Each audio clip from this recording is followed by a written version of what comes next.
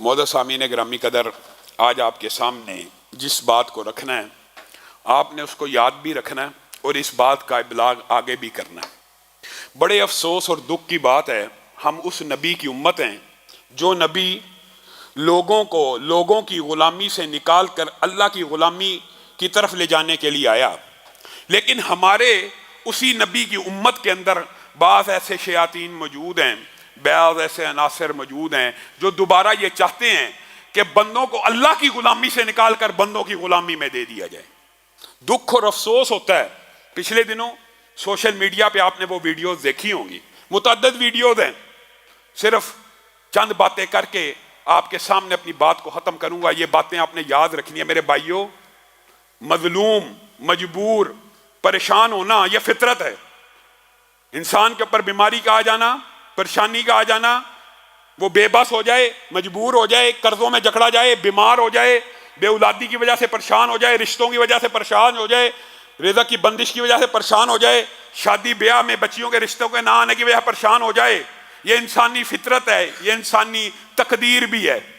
तो क्या इन परेशानियों और मजबूरियों का नतीजा ये है कि अल्लाह की इबादत छोड़ के बंदों की इबादत शुरू कर दी जाए? अल्लाह की इबादत से निकल कर उन जैली आमलों, पीरों और फकीरों के पांव पड़ दिया जाए? मुझे बताइए, वो बंदा वलीउल्लाह हो सकता है जो इंसानों को अपने सामने सजदे कराता हो, जो इंसानों को अपने सामने झुकाता हो? कैसे कैसे ड्रामे और कैसे कैसे वीडियो शुफ शुफ की आवाजों के साथ जिन्नों को निकाला जा रहा है। कभी बुलंदो बांग, गूंगे और बहरे ठीक करने के दावे अपनी तरफ से किए जा रहे हैं। ये क्या मुआशरा है? ये इस्लामी मुआशरा है? ये दीन का मुआशरा है? छोटे छोटे दज्जाल, छोटे छोटे शोबदाबाज, छोटे छोटे काहन, छोटे छोटे जादूगरों के ऊपर आप और मैं ईमान लेके आते हैं, तो दज्जाल के फितने से कैसे बचोगे? जो आपके मुर्दा आबाओ अजदाद को कब्र से जिंदा सामने खड़ा कर देगा, क्या वही होंगे? नहीं, जिन्नात ने उनकी शक्लें ली होंगी, लेकिन आपको लगेगा मेरा ही बाप है, तो उसके ऊपर आप ईमान लेके आ जाओगे। ये जो शोबदाबाद और जादूगर जिन्नात के जरिए छोटे मोटे शोबदे और करामतें दिखाते हैं, आप इनको औलिया अल्लाह समझते हैं? हैरान कुन बात यह है कि ये हवाओं में उड़ना, हवा में उड़ने के दावे करना, पानी पे चलना, आग में उतर जाने के दावे करना, ये औलिया अल्लाह की शान है? ये जादूगर और शयातीन और जिन्नात तो हो सकते हैं, वलीउल्लाह नहीं हो सकते। मेरे भाइयों, वलीउल्लाह जो वलायत होती है, क्या नबूवत का मनसब होता है जो क्लेम करके हर बंदे को कहा जाए मेरी वलायत पे यकीन रखो? ये नबूवत का मनसब नहीं है। अगर आपको यही समझ आ जाए, नबूवत का दावा किया जाता है, नबूवत का ऐलान भी किया जाता है और नबूवत के ऊपर यकीन दिलाने के लिए मौजज़ात भी अल्लाह ताला देता है, लेकिन ये वलायत ऐसा मनसब नहीं है कि जिसके लिए कहा जाए कि मेरी वलायत के ऊपर यकीन करो, मेरे ऊपर ईमान लेके आओ। ये लोगों को गुमराह करने की बातें हैं। और मैं आपसे भी दुख भरे और दर्द भरे अल्फाज से कहता हूं, और मेरे भाइयों, क्या ये जैली आमल, जैली पीर फकीर आपके लिए सीने में उतना दर्द रखते हैं जितना अल्लाह रब्बुल इज्जत आपसे मोहब्बत करता है? दुनिया का जितना मर्जी गुनाहगार इंसान हो, अल्लाह रब्बुल इज्जत उससे जितनी मोहब्बत करते हैं, ये जैली आमलीन पीर फकीर, उसका अशर शीर भी आपसे मोहब्बत नहीं कर सकते। मैं आज आपको चंद बातें कहना चाहता हूं, आपने याद करनी है। 90% कसम खा के कहता हूं, 90% बीमारियां जो जादू और जिन्नात के जरिए लगती हैं, उनका इलाज आप में से हर शख्स खुद कर सकता है। 90% की बात कर रहा हूं। और वो इलाज क्या है? आज से आप अपनी जिंदगी में, वो कहां पे, मुझे तो कई मरतबा दुख होता है, लोग बेऔलादी की वजह से कभी शैतान ठोकर लगा देता है, अठरा की बीमारी हो जाती है, इस परेशानियों की वजह से जाके अपने मालो दौलत का भी जनाजा निकलवाते हैं जैली आमलीन के पास, और अपनी बेटियों बहुओं की इज्जतों का भी जनाजा निकलवा देते हैं।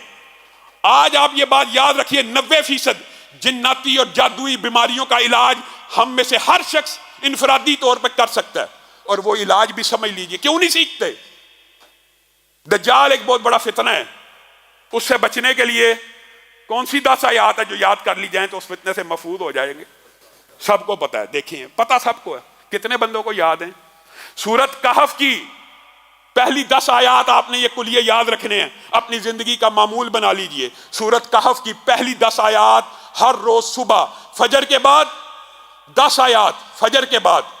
और ये जो कुलिया आपको बता रहा हूं, यही कुलिया आपने मगरब के बाद दोहराना है। 90% शयातीन, जिन्नात, जादूगर, कहानत, तवीज, गंडे, बंदिश, सिर्फ इन वज़ाइफ से ان کی طاقت سے آپ کے سامنے نہیں ٹھہر سکیں گے. آپ کن جعلی عاملوں کو پیسے دے دے کے اپنے مال کو بھی برباد کر رہے ہیں اور اپنے ایمان کا بھی جنازہ نکال دیں. 10 آیات کو پڑھا کیجئے اور اس کو یاد کرنے کی کوشش کیجئے. فجر ہو جائے سب سے پہلے جو وظائف ہیں نماز کے ان کو نہیں چھوڑنا. 1 مرتبہ آیت الکرسی پڑھنی ہے, اس کے بعد 33 مرتبہ جو وظائف ہے تسبیح فاطمہ وہ پڑھنے کے بعد آپ نے سب سے پہلے یہ 10 آیات کی تلاوت کرنی ہے. ترتیب آپ بنا لیں. اس کے بعد سورۃ بقرہ کی آخری 2 آیتوں کی تلاوت کرنی ہے. اس کے بعد اعوذ بکلمات اللہ التامات من شر ما خلق 3 مرتبہ پڑھنا ہے. 7 مرتبہ پڑھ لیں, 3 مرتبہ پڑھ لیں, یہ آپ کے اوپر ہے, لیکن کم از کم 3 مرتبہ پڑھنا ہے. پھر بسم اللہ الذی لا یضر مع اسمہ شیء فی الارض ولا فی السماء وهو السمیع العلیم 3 مرتبہ پڑھیں. 3 مرتبہ پڑھیں. یہ دعائیں یاد کرنا مشکل ہے. پھر 100 مرتبہ یہ وظیفہ اگرچہ کچھ لمبا ہے لیکن اللہ کی قسم وہ در در کی ٹھوکریں کھانے سے بہتر ہے کہ لا الہ الا اللہ وحدہ لا شریک لہ لہ الملک و لہ الحمد وہو علی کل شیء قدیر. یہ 100 مرتبہ آپ نے فجر کے بعد پڑھنا ہے. اور اس کے بعد میں آپ کو لمبا چوڑا وظیفہ نہیں بتاتا, میں وہ بتاتا ہوں جو ہم میں سے 90% عوام کر سکتی ہے, ہر بندہ کر سکتا ہے. اس کے بعد جو آخری 4 کل ہیں وہ آپ نے 3 مرتبہ پڑھنے ہیں. اور بعض جو عامل ہیں وہ یہ کہتے ہیں کہ اگر یہ 11 مرتبہ پڑھی جائیں تو اس کا اثر بہت زیادہ مجرب ہے, لیکن کم از کم 3 مرتبہ. اب یہ کل کتنی ملا کے ہوگی؟ 10 آیات سورۃ کہف کی, اعوذ بکلمات اللہ 3 مرتبہ, بسم اللہ الذی لا یضر 3 مرتبہ, آیت الکرسی 1 مرتبہ, 33 مرتبہ سبحان اللہ والی تسبیح پڑھنی ہے.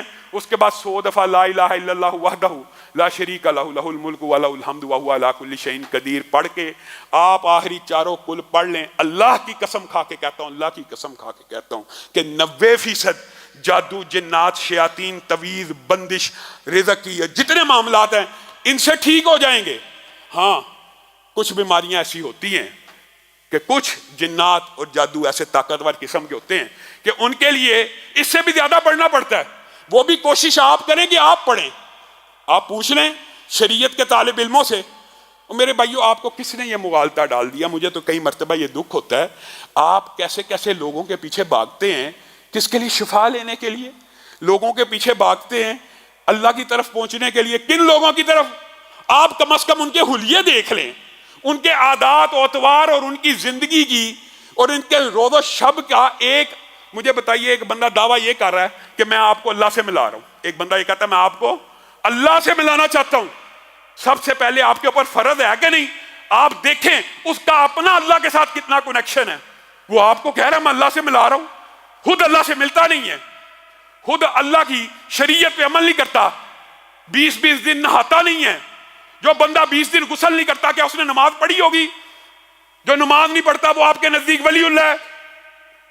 تف ایسی جہالت کے اوپر اور تف ایسے بھنگڑوں اور ناچ گانوں کے اوپر جو ان کے مزاروں پہ جا کے دیتے ہو, جو 20 دن تک نہاتے نہیں ہیں اور تم ان کو ولی اللہ سمجھتے ہو. وہ اولیاء اللہ ہیں؟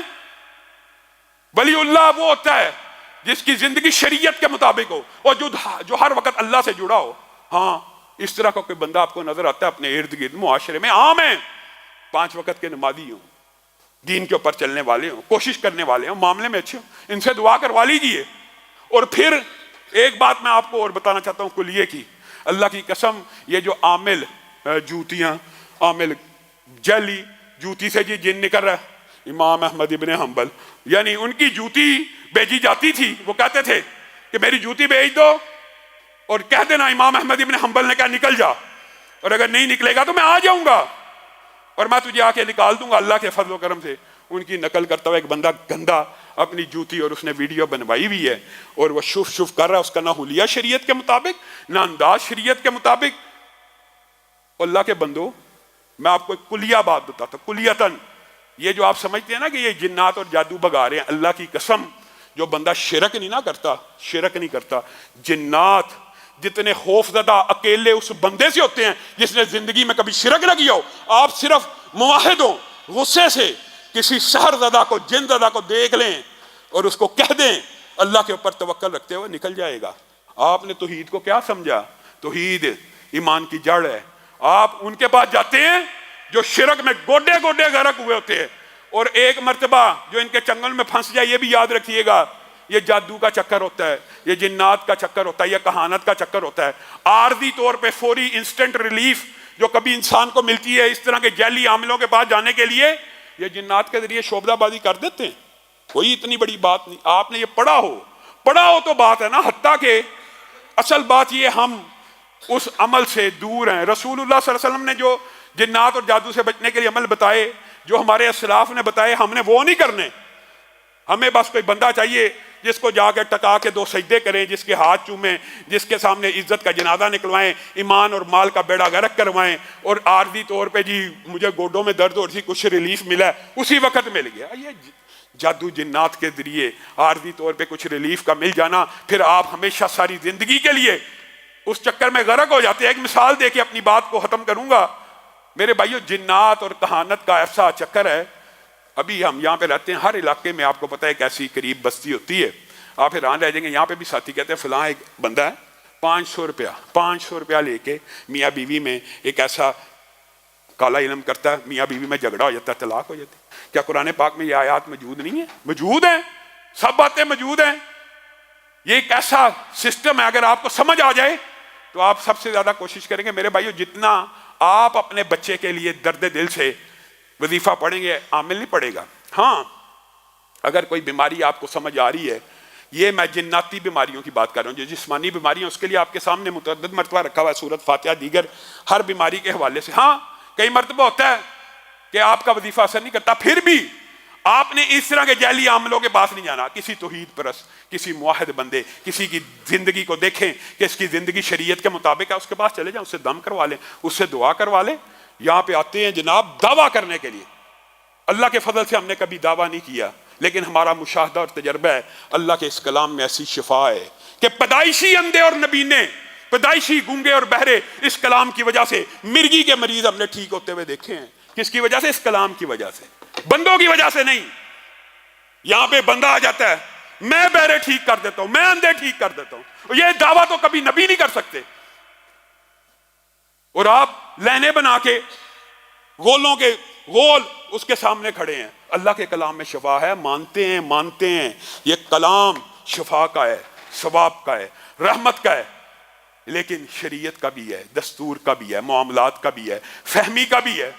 اس سے آپ شفا لیں، کسی قسم کے چمبے کی بات نہیں ہے۔ بات جو آپ کو سمجھانا مقصود ہے، 1 منٹ میں کر کے اپنی بات کو ختم کروں گا میرے بھائیو۔ یہ سارا دھندا جو انسان کے ساتھ ایک شیطان ہوتا ہے، جن ہوتا ہے، جو انسان کے ساتھ پیدا ہوتا ہے، اکثر اسی کے ذریعے چل رہا ہوتا ہے۔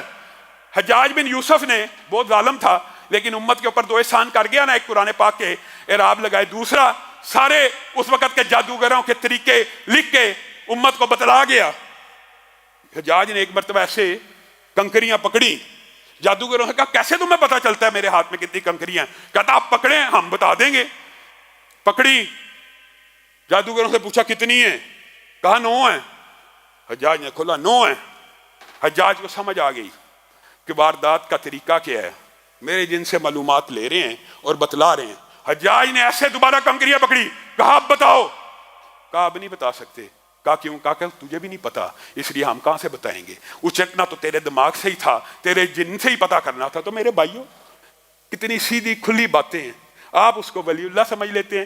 جی آج آپ گھر میں پالک کھا کے آئے ہیں، او ولی اللہ جی ولی اللہ، یہ بے ایمان جادوگر ہے، یہ کاہن ہے، اس نے شیاطین کو اپنے تابع کیا اور جنات کے ذریعے آپ کو انفارمیشن دے رہا ہے، آپ کہہ رہے ہیں یہ ولی اللہ۔ اللہ رب العزت جو کہا گیا، جو سنا گیا، اس کو سمجھنے کی توفیق عنایت فرمائے۔ انشاءاللہ آج نماز جمعہ کی نماز کے اندر یمن کے، فلسطین کے، کشمیر کے آپ نے یہ بھی واقعات دیکھے ہیں۔